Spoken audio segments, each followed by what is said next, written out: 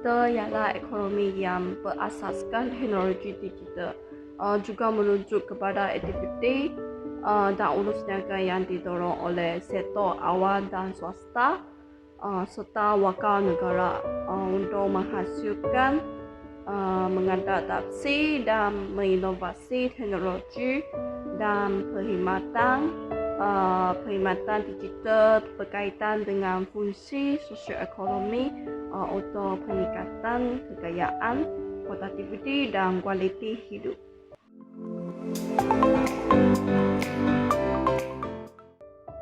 Pencerobohan hutan merupakan isu yang timbul di media sosial berkenaan budaya alam sekitar di Malaysia.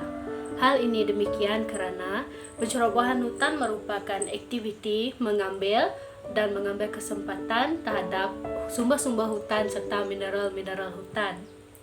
Hal ini menyebabkan berlakunya kepupusan habitat seperti flora dan fauna.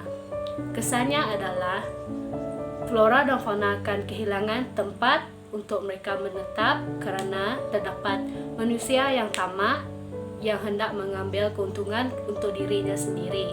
Hal ini berlaku kerana terdapat ruang yang membenarkan mereka untuk melakukan hal-hal tersebut, iaitu mencerobohi hutan.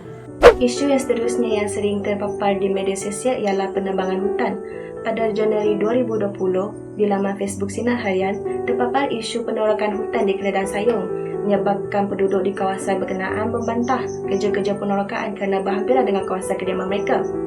Antara punca penebangan hutan adalah bertujuan untuk pembangunan seperti pembinaan kawasan perumahan yang baru, bangunan dan juga bertujuan untuk melakukan perindustrian. Ini mendatangkan beberapa kesan, contohnya berlakunya hakisan tanah seperti mana yang berlaku pada hutan simpan Terenung yang berlaku pada tahun 2016 yang terpapar di media sosial, dan ini menyebabkan berlakunya kepupusan habitat flora dan fauna kerana akibat daripada penebangan hutan di kawasan tersebut.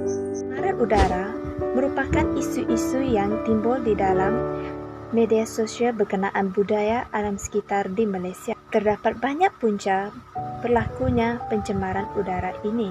Antaranya ialah asap kenderaan di jalan raya, asap pokok manusia dan juga pelepasan asap oleh industri terus ke udara melalui cerobong kilat. Antara salah satu puncanya juga ialah pembakaran secara terbuka dan letusan gunung berapi. Dan ini akan memberi kesan kepada bumi dan juga manusia. Kesan kepada bumi akan berlakunya penipisan lapisan ozon, jerebu, hujan asid dan pemanasan bumi. Kepada manusia juga, ianya akan memberi kesan dari segi kesihatan, keselamatan dan keselesaan manusia ataupun harta benda.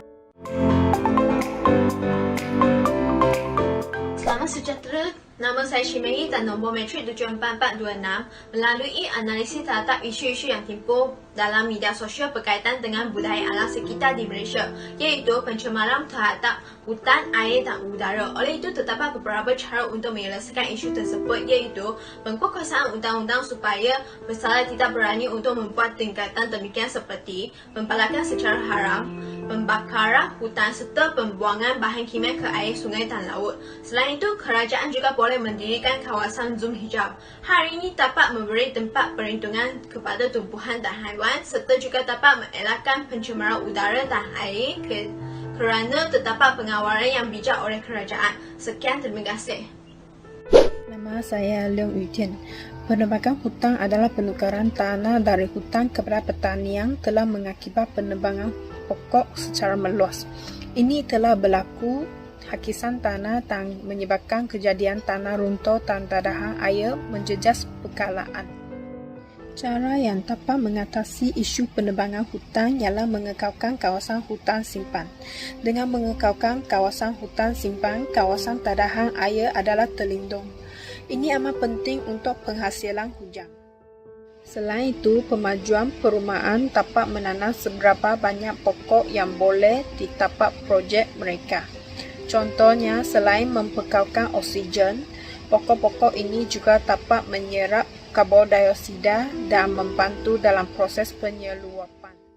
Setelah menganalisis isu-isu tersebut, kami telah mencari cara-cara untuk menyelesaikan isu tersebut.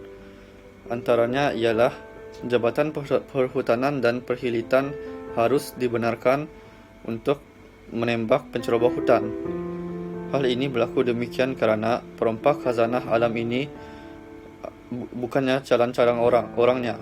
Mereka cukup ganas dan berani untuk menggunakan senjata berbahaya. Oleh itu, arahan ini harus dibenarkan supaya pihak Jabatan Perhutanan dapat menangani masalah ini. Kesimpulannya, kita mestilah memelihara khazanah hutan kita. Walaupun proses pembangunan negara adalah penting, tapi ianya juga perlu dilakukan secara bijaksana.